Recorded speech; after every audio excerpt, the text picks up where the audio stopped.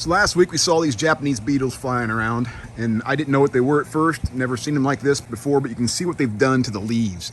Just decimated them. There's nothing green there at all. I mean, they're just destroying this shrub. But they were here for about, I don't know, 3 days, and then they decided to move on to other parts of my yard. 3 days ago, this bush was a very vibrant color. Now look at the leaves, and there you can see some of the beetles right there on those leaves, just tearing them up. So I'd never seen this before. I asked some friends on Facebook, said, hey, Facebook friends, what do you recommend? Look at that.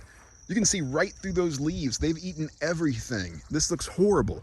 So several people responded with ways we should respond to the beetles. Look what they did to my apple tree. Look at that. That's insane. You can see right through those leaves. Anything that's green is gone. And of course, they're all over them right now. So they're there, they're mating. They're gonna make more Japanese beetles. So we had to do something. We reached out and took the advice of some of our friends on Facebook. I'll show you what we did. This is a Japanese beetle trap. I believe my wife got it at one of the big box stores. Name brand, Spectracide, Bag and a Bug. No, we are not sponsored, at least not yet, by this company. You can see the pheromone in there, and the beetles just come in, get into that bag. Look at them there. The bag is already full. It's right up to here. This is our third bag in about an hour. So my wife put the first bag out an hour ago. It filled up quickly. We replaced it. Maybe we're going on hour number 2, but this thing is full of beetles.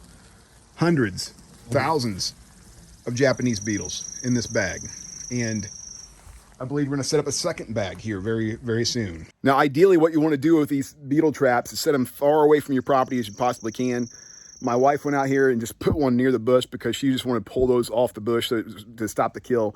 Tomorrow, we're gonna relocate these to the far edges of our property. Pheromone is so strong that beetles will fly miles to get to that pheromone. So we don't wanna bring in every neighbor's Japanese beetles to our property necessarily, but we definitely wanna kill the ones on ours. So we're gonna do ours first, and then we'll set them out to the edges of the property. Hopefully my neighbors won't get upset with those traps being there, but ideally, you know, they're taking care of their beetles. We just need to take care of ours. As you can see, we don't live in the suburbs. It's not like we have too many neighbors. Now, we do have a small town that way, about a mile, give or take, and you know, certainly some of those Japanese beetles can come here, but thankfully we don't have too many neighbors, and I'm not overly concerned about putting out beetle traps or attracting beetles from their properties. What I want these Japanese beetles going. If you have any ideas of other things we should do besides the trap itself and moving out to the side, I don't want to use 7. Everybody has recommended using 7. I don't want to use 7 because it will kill my honeybees. And you know, we have lots of honeybees on my property. I don't want to kill those bees. I just want the Japanese beetles to be gone.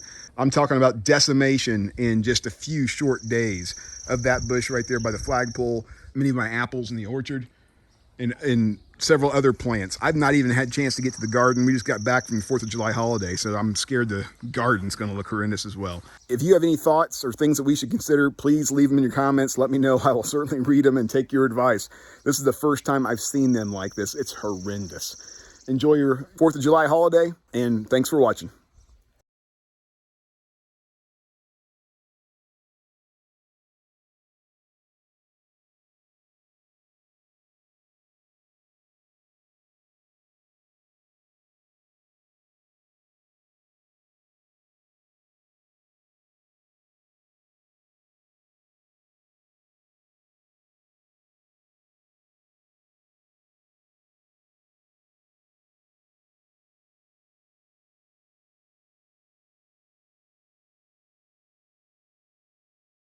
But if you have any thoughts of what we should do for these Japanese beetles, please leave them in your comments. I'm all ears at this point in time. I'll take your advice. I just don't want to use a chemical that will harm our honeybees.